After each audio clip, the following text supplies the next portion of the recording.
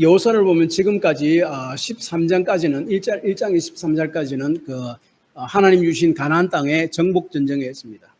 그리고 19장까지는 그 위에 분배를 했습니다. 그래서 모든 땅을 다 분배하고 나서 요단강 동편에 이미 땅을 받은 세 지파가 있었습니다. 므낫세 반지파, 그러니까 므낫세가 나눠줬습니다. 반으로. 므낫세 반지파, 그 다음에 갓지파, 그 다음 맨 밑에 르우벤 지파. 세 지파는 요단강 동쪽에 있었습니다. 요단강 동쪽은 사실은 하나님이 원래 말씀하신 가나안 땅은 아니었습니다. 요단강을 건너야 가나안 땅입니다. 그런데 그 사람들은 거기에 머물렀고, 그렇지만은 그들도 용사들이 함께 다른 지파들과 요단강을 건너서 가나안 정복 전쟁에 참여했고, 그래서 가나안을 다 정복하고 땅을 다 분배받고 나서 여호수아는 그들에게 수고했다고 축복하고 이제 전리품도 나눠주면서 이제 너희 땅으로 돌아가라 해서 하면서 보냈습니다. 그런데 이상한 소문이 들렸습니다. 요단강 동편 그 세 지파가 돌아가는 길에 그 요단강 그쪽에 아주 큰 제단을 쌓았다라는 소식이 들렸습니다. 그래서 이 요단강 서편에 있는 이스라엘 9지파 그리고 그 지파들은 아주 굉장히 놀랐습니다. 저 사람들이 하나님을 섬기는 신앙에서 떠나서 그 이방신을 섬기려고 저렇게 제단을 쌓은 거 아닌가라고 해서, 그러면 저들을 그냥 놔두면 안 된다. 전쟁을 해서라도 그들의 그 배교를 막아야 된다 해서 그들을 사실을 치려고 했습니다. 그래서 10절을 보면은 므낫세 반지파, 갓지파 그리고 르우벤 지파들이 자신의 땅으로 돌아가다가 가나안 땅 요단 언덕가에 큰 제단을 쌓았다라고 이야기합니다. 11절은 가나안 땅의 맨 앞쪽 요단 언덕가라고 이야기합니다.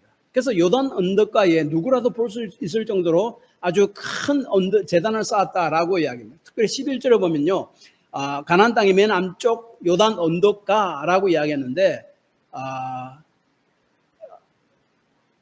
요단 언덕가라는 그 히브리어 단어가 글릿롯이라는 단어인데, 그것을 지명으로도 해석할 수 있고 그 다음에 언덕가로도 해석할 수가 있습니다. 그래서 보면은 어떤 영어 성경 보면은 글릿롯이라고 그렇게 그대로 번역을 하고 있고, 어떤 성경은 그냥 KJV 성경 같은 경우는 요단 언덕가라고 기억합니다. 만약 그것이 글릿롯이라고 롯이면은 뭔가 하면은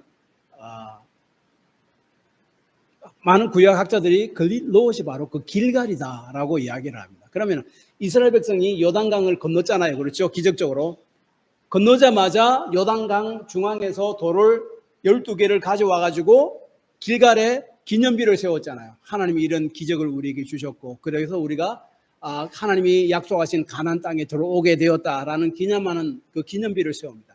그곳에 세우지 않았나라고 이야기합니다. 어쨌든 모든 사람이 볼 수 있는 엄청난 큰 제단을 쌓았습니다. 그래서 요단 서편에 있는 지파들이 그것을 보고 와, 이거는 반역이다, 배교다라고 생각했습니다. 왜냐하면 그 당시 그 가나안 땅 주변에는 수많은 이방인들이 우상을 섬기고 우상을 숨기는 수많은 제단들이 있었습니다. 하나님이 그것을 굉장히 경계했거든요. 그런데 그것에 제단을 쌓았으니까 와, 이거는 배교다라고 생각했습니다. 그래서 이들은 그냥 놔두면 되지 않는다, 그들을 당장 버려야 된다 하면서 전쟁을 하려고 합니다. 그러나 그러기 전에 정말로 그들이 배교하려고 그러는지 아니는지, 진실이 뭔지 알아보려고 대표단을 보냅니다.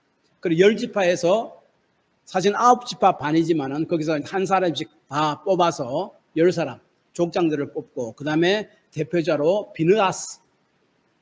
비느하스가 그 제사장입니다. 그럼 자기 아버지가 그 엘라살이라는 또 여호수아와 함께 제사장 함께 가나안 전쟁에 참여한 아주 유명한 제사장이죠. 근데 비느하스는 하나님에 대한 굉장히 열심히 있는 그 사람이었습니다. 그래서 그 사람들을 대표로 해서 진상을 알아보려고 보냈습니다. 왜냐하면 여호와께 제사를 드릴 때에 성경에는 하나님이 성막이 있는 곳에만 제사를 드리게 되어 있었고, 하나님이 지적한 그곳에만 제단을 쌓아 하나님이 보여주신 그대로 또 이렇게 제단을 쌓아서 하나님께 제사를 드릴 수 있게 했었습니다. 그래서 신명기 13장 12절에서 15절을 보면은 가나안 땅에 들어가면은 어떤 사람들이 우상을 섬기고자 유혹한다면은 그래서 이상한 제단을 쌓고 그리고 우상을 섬기면은 그 사람들은 너희들은 형제라도 죽여야 된다. 그것이 이제 하나님 대신해서 그 사람들을 벌하는 거죠. 그래서 이 이스라엘 백성은 그 소식을 듣고 하나님에 대하여 배교하는 줄 알고 전쟁을 일으켜서 그들을 징벌하려고 했습니다. 그리고 신명기 12장 13절 14절을 보면은 하나님께서 정해주신 곳에서만 하나님께 제사를 드릴 수 있었습니다. 너는 삼가 내게 보이는 아무 곳에나 번제를 드리지 말고 오직 너희 한 지파 중에 여호와께서 택하실 그곳에서 번제를 드리고 또 내가 내게 명령하는 모든 것을 거기서 행할지니라. 예배하는 곳을 하나님께서 지정합니다. 제한합니다. 그곳에서만 제사를 드려야 되고 그곳에서만 예배를 해야 됩니다. 왜냐하면 그 가나안 땅 그리고 가반 주변 땅에는 온통 우상으로 물들어 있었습니다. 수많은 우상의 제단들이 있었습니다. 그래서 이렇게 예배하는 제단을 예배하는 장소를 제한하는 것은 예배의 순수성을 보존하려는 의도가 있었습니다. 만약에 아무 곳에나 예배하게 된다면은 그게 가나안 땅에 수많은 제단들이 있거든요. 하게 되면 자연스럽게 가나안의 우상 종교에 물들 수 있게 되고 그들의 신을 숭배하게 될 것이기 때문입니다. 그래서 하나님을 충실하게 따르는 믿음을 저버리게 되고, 그렇다면은 하나님을 충실히 따르는 다른 집파들과 연합이 다 깨어지게 되잖아요. 그래서 이스라엘은 아주 큰 위기를 맞게 됩니다. 그래서 먼저 대표단을 보냅니다. 이 사람들이 정말 배교를 하려고 그러냐, 안 그러면 다른 무슨 이유가 있는가? 그래서 온 이스라엘은 이제 다 일어나서 그 대표자들을 뽑아서 보냅니다. 그래서 상황을 정확하게 파악하고자 했습니다. 그래서 먼저 요단 서쪽 지파들이 대표자들이 동쪽 지파들을 찾아가서 우상 숭배는 너희들뿐만 아니라 온 이스라엘에게 하나님의 진노가 임하게 만든다. 너희만 잘못된 것이 아니라 우리에게까지 영향을 미친다. 그래서 그런 이야기를 합니다. 그래서 그 예로 두 가지 역사적 사건을 이야기합니다. 한 가지는 부활의 죄악을 상기시킵니다. 17절, 18절. 이 부활의 죄악이라는 것이 민수기 25장에 있는 말씀입니다. 이스라엘 백성이 이제 애굽에서 나와서 가나안 땅으로 가는 여정 중에 시딤에 머무르게 됩니다. 그 시딤에서 모압 사람들을 만나게 되는데 그 모압 여인들과 음행을 하기 시작했다라고 성경을 이야기합니다. 보통 이방 신들을 섬길 때에 이방 신정에서 혹은 이방 제단에서 그 이방 신에게 제사하고 나서 꼭 따라오는 의식이 뭔가 하면은 그 신전을 섬기는 여사제들과 성적인 그런 일을 하는 겁니다. 그것도 하나의 그 제사의 의식이었습니다. 그러니까 이스라엘 남자들은 그런 데서 가면은 뭐 음식도 먹지만은 뭐 그런 것도 있으니까 굉장히 막 유혹적이었습니다. 그래서 수많은 이스라엘 남자들이 그때 우상 신전에 들어가서 우상에게 제사드리고 절하고 그 신전 여인들과 음행을 함으로 하나님께 진노를 샀고 그날 24,000명이 죽은 사건이 민수기 25장에 있습니다. 그때 온 이스라엘이 우상을 섬기고 음행을 하고 있을 때에 대제사장 엘리에셀의 손자 비느하스 대표단 중에 우두머리죠. 그 사람이 하나님을 위해서 일어납니다. 그래서 그 우상을 섬기는 그 여자 사제와 또 가서 오명을 하러 들어갔는데 그곳에 따라가서 그들을 하나님의 이름으로 처단합니다. 그래서 그가 하나님의 편에 섰음을 하나님이 그를 이렇게 칭찬하죠. 어쨌든 그 우상을 섬기는 그 죄가 온 이스라엘에 다 퍼져서 그날 수많은 사람이 죽은 사건이 있었습니다. 너희들도 또한 이곳에 제단을 세움으로 우상을 섬긴다면은 너희뿐만 아니라 우리에게까지 영향이 미친다 라고 그렇게 먼저 이야기합니다. 그 다음에 한 가지 더 이야기한 것이 아간의 사건을 상기시킵니다. 우리가 알다시피 여호수아 7장에 아간이라는 사람이 있잖아요. 아이성을 점령할 때에 하나님이 금하신 물건을 살짝 빼돌려 가지고 아간 한 사람으로 인해서 온 이스라엘 백성에게 영향을 미쳤습니다. 그래서 그 조그만 성인 아이성을 정복하지 못하고 오히려 패하고 이스라엘 군사들이 많이 죽게 됩니다. 그래서 하나님의 언약 백성에 있어서 한 사람의 죄가 전체 공동체에 영향을 미친다는 사실을 주지시킵니다. 그래서 우리 교회 공동체도 마찬가지입니다. 교회 공동체에 누가 굉장히 우리가 막 드러나는 죄들 이렇게 있으면은 그것을 스탑시켜야 됩니다. 그렇지 않고 가만 놔두면 이렇게 해도 되구나 라고 해서 막 퍼뜨리게 됩니다. 이렇게 전념이 된다는 말이죠. 그래서 만약 요단 동쪽 지파들이 하나님이 금하신 아무 곳에서나 자기들이 원하는 곳에 편한 곳에 제단을 세우고 제사를 드리고 예배한다면은 결국 그것이 우상숭배와 연관이 되고 그리고 우상을 예배함으로 하나님에 대한 믿음을 배반하게 된다. 그것을 이야기합니다. 그래서 그것을 바로잡기 위해서 대표자들을 보냈고 조사했고 만약 우상을 섬긴다면 전쟁을 불사해서라도 그들의 잘못을 징계하고 바로잡아야 됨을 이야기했습니다. 그 말이 뭔가 하면 이런 이야기죠. 하나님에 대한 순수한 예배가 타락한 것을 본다면 우리는 그것을 바로잡기 위해서 최선을 다해야 된다 하는 것을 이 사건을 통해서 하나님께서는 우리에게 이야기합니다. 그런데 이 놀라운 것은 뭔가 하면은 이들이 만약에 하나님을 떠나 배교를 강행한다면 우리는 그들을 징계해야 된다. 그런데 그 이야기를 하기 전에 뭐라고 이야기하느냐 하면은 11절에 요단 동편파들이 만약 하나님을 배반하는 죄를 지었다면은 먼저 그들이 죄를 떠나게 하기 위해 기꺼이 요단 서편 지파들이 자신들을 희생하기로 결정합니다. 그래서 11절에 요단 서편 대표자들은 요단 동편 그 사람들에게 이렇게 이야기합니다. 당신들이 사는 땅이 정결하지 못한 땅이면 19절입니다. 정확히 읽으면 이렇습니다. 그런데 너희 소유주가 만일 깨끗하지 아니하거든 여호와의 성막이 있는 여호와의 소유주로 건너와 우리 중에서 소유주를 나누어 가질 것이니라.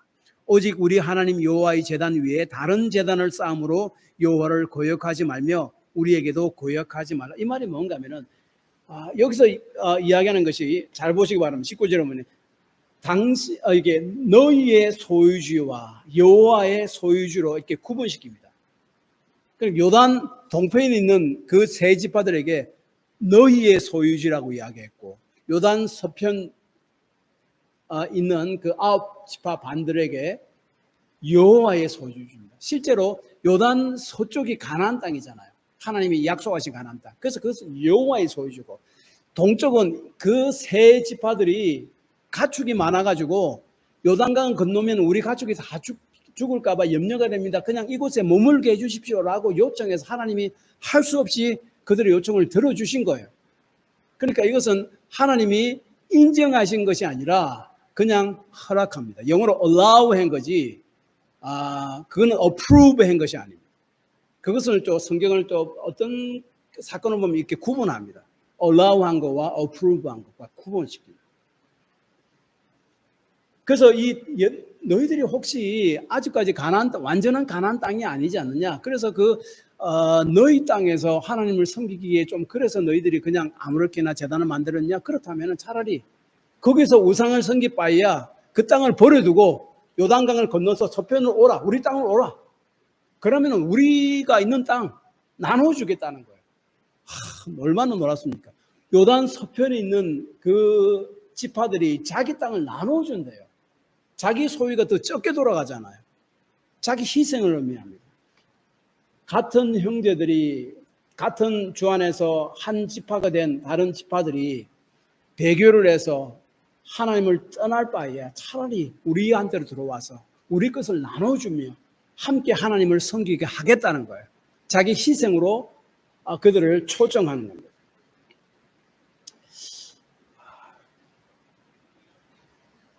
그래서 요단강 서쪽 대표들은 동편 지파들에게 여호와께서 명하신 장소 외에 다른 곳에 너희 스스로 제단을 만들면 그것은 하나님을 대적하는 것이 되고 우리는 너희와 싸울 수밖에 없다. 너희를 치울 수밖에 없다. 그러니 차라리 우리 쪽으로 와서 원래 하나님이 주시겠다고 한 그 하나님이 거하시는 가나안 땅으로 오라라고 제안합니다. 그래서 만약 세 지파가 요단 땅을 건너서 가나안 땅 온다면 비좁아지고 자기 들어갈 몫은 더 없어지게 됩니다. 자신들을 희생하면서까지 함께 하나님 백성 된 자들이 죄에서 돌이키게 만들려고 그렇게 애썼다 하는 겁니다.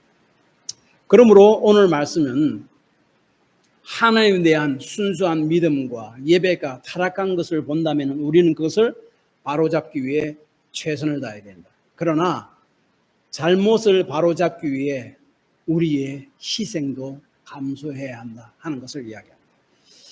잘못했으니 전쟁을 일으켜서 그들을 멸함으로 잘못을 바로 잡아야 하지만은 그들이 돌이키게 하기 위해서 자신을 희생하기까지 그 잘못될 길로 가는 지파를 바로 잡으려는 그런 헌신, 그것을 이야기합니다. 여러분 고린도서 5장 5절을 보면은 교회의 권징, 잘못한 죄악을 회개치 않고 계속 죄 가운데 지나가는 자들을 징계하는 것에 대해서 이야기합니다. 이런 자를 사단에게 내어주었으니 이는 육신은 멸하고 영은 주 예수의 날에 구원을 받게 하려 합니다. 이것이 바로 출교를 이야기합니다. 그 당시에 그 교회 안에 음행을 하는 사람들이 있었습니다. 그래서 그들이 회개 안 해줬어요. 만약에 회개 안 하면 그들을 출교시켜야 된다. 그래서 회개케 하게 만들고 회개케 하면 다시 교회 안으로 형제자매로 받아들여야 된다라고 이야기하는 게 그 말씀입니다. 왜냐하면 계속해서 이야기하는 것이 교회 안의 죄는 누룩과 같아서 그 조그만 죄가 온 교회 성도들에게 영향을 미치게 되기 때문이다라고 이야기합니다. 그래서 그 잘못이 있다면 그 잘못에 대해서 바로 잡으려고 해야 된다. 그러나 갈라디아서 6장 1절에 보면은 그 잘못을 바로 잡는 권징을 행할 때에 온유함으로 행해라라고 이야기합니다. 형제들아 사람이 만일 무슨 범죄한 일이 드러나거든 신령한 너희는 온유한 심정으로 그러한 자를 바로 잡고 너 자신을 살펴보아 너도 시험을 받을까 두려워하라. 그리고 오늘 말씀은 이에 더해서 형제의 잘못을 바로 잡을 수만 있다면 기꺼이 너희 자신의 희생도 감수해야 된다. 그것을 이야기합니다. 그래서 우리는 오늘 본문 말씀이 이야기하는 것입니다. 하나님에 대한 순수한 예배가 타락한 것을 본다면, 하나님에 대한 신실한 믿음에 타락한 것을 본다면 우리는 그것을 바로잡기 위해 최선을 다해야 된다. 그러나 나는 깨끗하고 너는 더러우니 마땅히 벌을 받아야 해라는 잘못된 영적 우월의식으로 하는 것이 아니라 나 자신도 그러한 죄에 빠질 가능성이 있다는 사실을 기억함으로 온유한 심정으로 바로잡아야 된다. 그러나 더 나아가서 그 잘못된 형제 자매의 죄악을 돌이킬 수 있다면 너 자신의 희생도 기꺼이 감수해야 한다 하는 것을 오늘 본문은 우리에게 가르쳐 줍니다. 메인에 저희 이번절가 프리처치 한 교단에 있습니다. 교단의 교회가 있습니다. 그 교회가 오래전에 지금도 계속 하고 있겠죠. 그런데 그 교회가 처음 그 감옥에서 금방 출소한 사람들을 돕기 시작했어요. 감옥에서 나오는데 갈 데가 없잖아요. 일도 안 받아주고. 그래서 그 사람을 이제 교회에 불러 들어가지고 예배 드리게 만들고 좀 잘 곳도 만들어주고 그래서 직업을 얻도록 좀 도와주고 그런 일을 시작했습니다. 그 사람들이 그 소문을 점점 많이 오는 거예요. 감당할 수가 없는 거예요. 그래서 이제 확장시키기 시작합니다. 그래서 그 쉘터를 짓고, 그래서 전문적으로 그 사람들을 데리고 와서 교육을 시키고, 예수님 대해서 이야기해주고, 예수를 믿게 만들고, 그래서 다시 사회로 돌려보내고, 그 사람 중에서 거기서 교육받은 사람 중에 또 그들을 교육시키는 사람도 있었고, 그런 것이 있었습니다. 그 교회가 큰 교회가 아니었습니다. 벌써 한 20년 전인데, 그때 그런 사역을 하니 자기들 좀 이렇게 재정이 부족하니 도와달라고 우리 풀처치에 막 편지도 보내고 그런 것들 저도 기억합니다. 희생이 있어요. 남을 잘못된 길에서 바로 돌아오게 하면은 내가 말로만 비난함으로 하는 것이 쉽습니다. 그러나 내 희생하는 것은 힘듭니다. 희생이 있어야만이 그 사람을 바른 길로 돌아오게 할 수 있습니다. 하나님에 대한 순수한 예배가, 순수한 믿음이 타락한 것을 본다면 우리는 그것을 바로잡기 위해서 최선을 다해야 됩니다. 그러나 그 잘못을 바로잡기 위해 우리의 희생도 기꺼이 감수해야 한다 하는 겁니다. 요단강 쪽에 큰 제단을 쌓은 것은 믿음을 떠나 배교하는 마음으로 했는가? 동편 지파들은 그것이 아니다라고 이야기합니다. 왜냐하면 자신들이 하나님이 정하신 곳 외에 제단을 쌓아서 우상을 섬기려고 했다는 것은 오해다라고 요단 동편 지파들은 아주 강력하게 이야기하는데, 22절에 보면은 하나님의 이름을 2번씩이나 반복함으로 자기를 강력하게 디펜드합니다. 전능하신 자 여호와 하나님, 전능하신 자 하나님 여호와께서 아시나니 우리가 그렇게 한 것이 아니다라고 이야기합니다. 그리고 자신들이 만든 제단에서 어떠한 신을 섬기거나 어떠한 희생제물을 드리거나 할 의도로 만든 것이 아님을 이렇게 강력하게 주장했습니다. 그리고 2번씩이나 우리가 만약에 그랬다면 우리가 하나님의 벌을 받겠다고 이렇게 강조를 함으로써 자기들은 그런 의무가 의도가 전혀 없음을 이야기합니다. 그래서 22절에 이 일이 만일 여호와를 고역함이거나 범죄함이거든 주께서는 오늘 우리를 구원하지 마옵소서. 그리고 23절에 여호와는 친히 보라옵소서. 그렇게 이야기합니다. 그런데 우리가 왜 이 제단을 만드는가 하면은 24절에 보면은 우리가 목적이 있어서 주의하고 이같이 하였노라라고 이야기하는데, 여기에 목적이 있어서라는 말이 우리 한국말로 번역된 거 보니까 좀 이상하죠. 근데 많은 영어 성경을 보면 anxiety, 염려, 걱정 때문에 그렇게 했다라고 이야기합니다. 실제로 히브리 원어도 보면은 anxiety로 나옵니다. 걱정과 염려. 무슨 염려와 걱정인가 하면은 자신들은 괜찮은데 이제 자신이 죽고 나면은 자신들의 자녀들도 요단 동편에서 살 것 아닙니까? 그런데 요단 서쪽과 동쪽은 요단강이라는 강이 다 가로막고 있습니다. 그래서 서로 자주 왕래도 못합니다.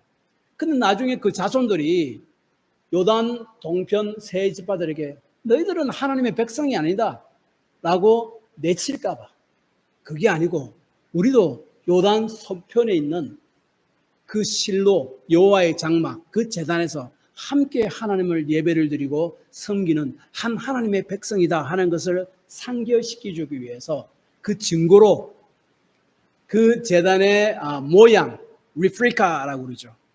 그것을 만들어서 세웠다. 그러니까 우리 후손들에게도 너희들도 마찬가지고 요단 서편 지파들과 한 하나님의 자녀고 백성이고 한 하나님을 섬기는 자들이라는 것을 교훈해 주기 위해서 그 제단을 만들었다라고 이야기했습니다. 서편 지파들은요, 동편 지파들이 제단을 만드는 것을 처음에 하나님에 대한 믿음에서 떠나 배교하는 것으로 생각했습니다. 이러면 큰일이다. 가만 놔두면 안 된다. 동편 지파들은 제단을 만드는 것을 우리의 자손들이, 그리고 저들 자손들도 마찬가지고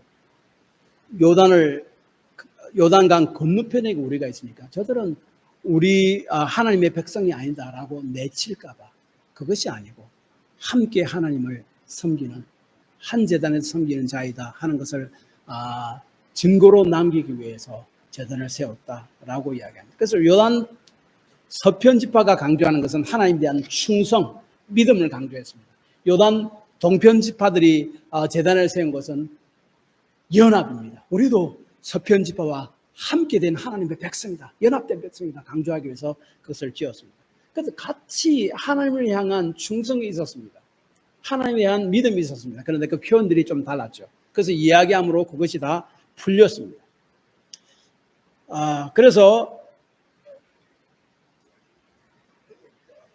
요단 서편 지파들의 대표들은 요단 동편 지파들이 하나님에 대한 배교가 아니고 그들도 하나님에 대한 바른 믿음을 가지고 있었다 하는 것을 확인하고 모든 갈등들이 다 풀렸습니다. 그래서 31절에 보면은 제사장 엘리아사를 아들 비느하스가 루벤 자손과 갓 자손과 므낫세 자손 요단 동편 지파에게 이르되 우리가 오늘 여호와께서 우리 중에 계신 줄을 아노니 이는 너희가 이 죄를 여호와께 범하지 아니하였음이니라.